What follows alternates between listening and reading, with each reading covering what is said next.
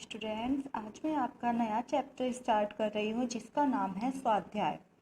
स्वाध्याय आप सभी जानते हैं क्या होता है। स्वाध्याय होता है खुद से पढ़ना, यानी कि चाहे हम घर पर हैं चाहे हम स्कूल में हैं, हमें अपने आप ही अध्ययन करना है।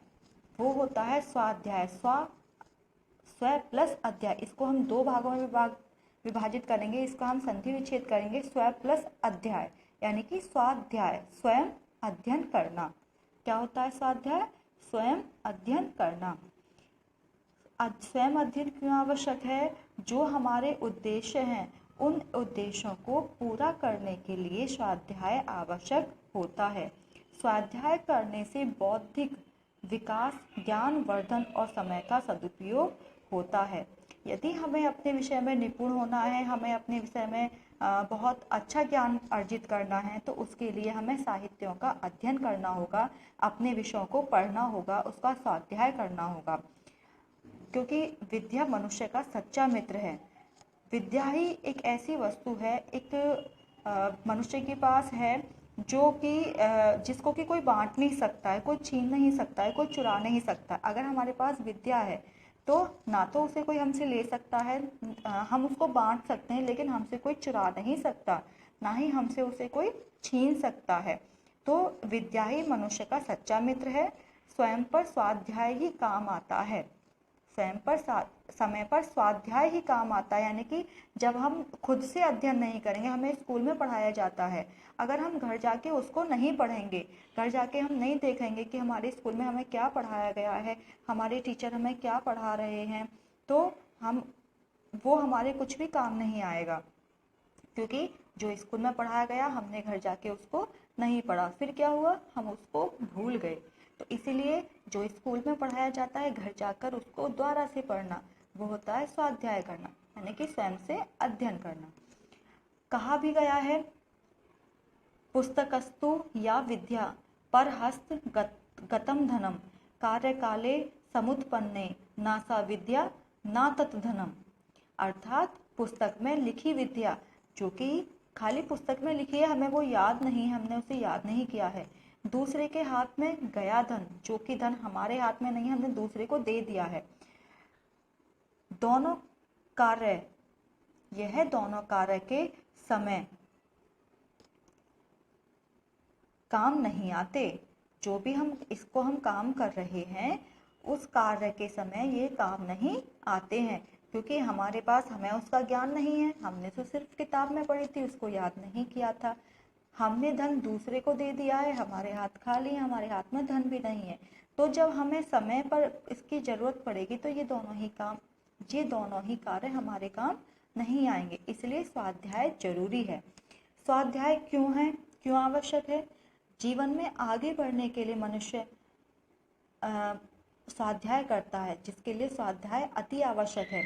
प्राचीन काल में आश्रमवासी शिष्यों को गुरुजन बोध कराते हुए उपदेश देते, सत्यम वदम अर्थात सत्य बोलो। जो प्राचीन काल में गुरुकुल चलते थे, उन गुरुकुलों में गुरुजन अपने शिष्यों को उपदेश देते थे, सत्यम वदम अर्थात सत्य बोलो, धर्मचर धर्म का आचरण करो, स्वाध्यायात्मा प्रमदः स्वाध्याय में कभी आलस मत करो।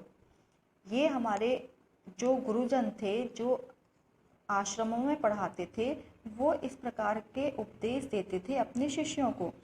स्वाध्याय के द्वारा विविध विषयों का ज्ञानार्जन करके ही विद्यार्थी भावी जीवन के लिए अच्छी तैयार हो पाता है।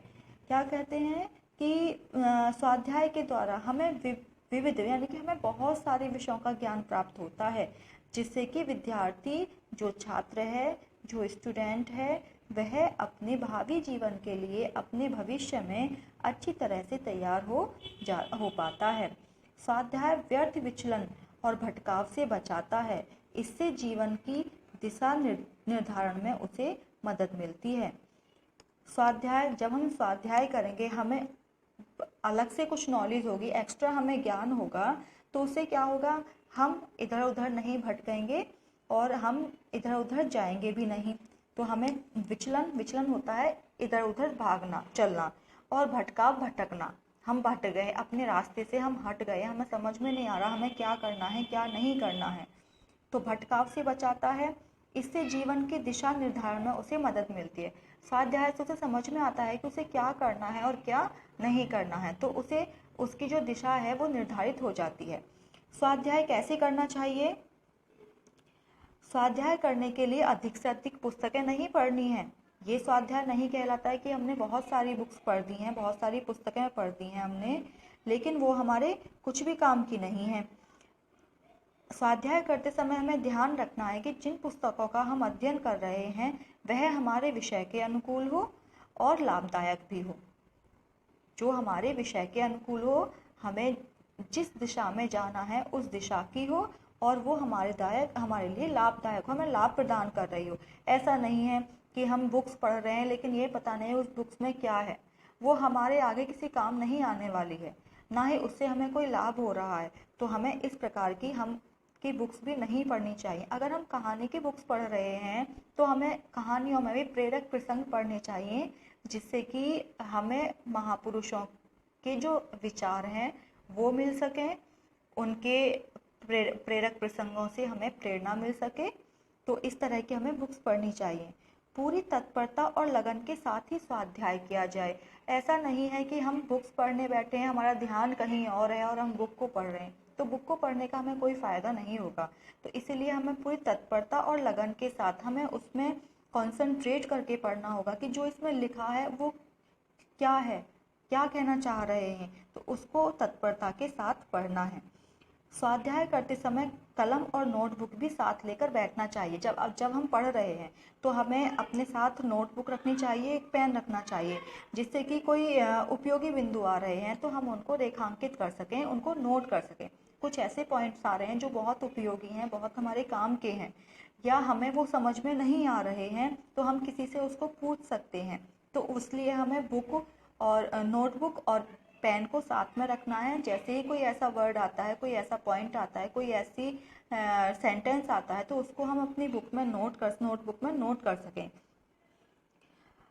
स्वाध्याय के समय समग्र का मतलब होता है पूरा, यानी कि सब, और खंड विधि को काम में लाया जाए, अर्थात पूरे प्रकरण को, जो हम पढ़ रहे हैं उसे, जो हम घटना पढ़ रहे हैं, जो हम कहानी पढ़ रहे हैं, पहले उसको पूरा पढ़ लिया जाए और उसके बाद फिर उसे टुकड़ों में, खंडों में बांट लिया जाए, खंडों में पढ़ा जाए, फिर उसको पार्टीशन उसके करके पढ़ो।